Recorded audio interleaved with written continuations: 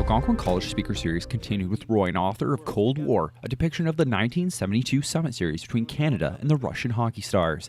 The event was held on September 28th, 45 years to the day of Henderson scoring one of the most memorable goals in Canadian hockey history. Henderson falls behind the net and then he comes back out. Here's another shot, right in front of score! Henderson has scored for Canada! Henderson right in front of the net! One of the biggest problems heading into the series was that North Americans didn't know international hockey and the peak physical condition the players were in. Most Canadians thought it would be a walk in the park.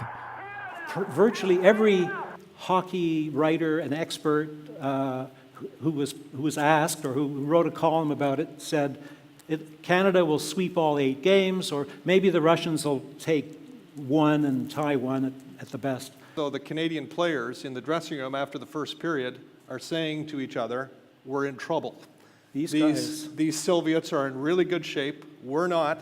Once the games traveled over to Moscow, Canadian players were starting to become a little on edge as the idea of bugging brooms and the Russians listening to conversations ran rampant through the players' minds. Maybe the guys had been watching too many spy movies, but they were convinced that the KGB was watching them.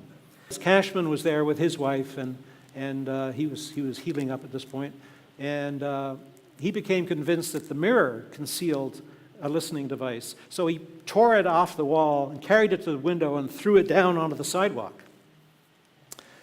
And so Mrs. Cashman then had to go next door to the Esposito's room to put her makeup on. The entire presentation will be on your TV in the coming weeks. Stay tuned for air times. For Coach Go News, I'm Trevor Riley in Pembroke.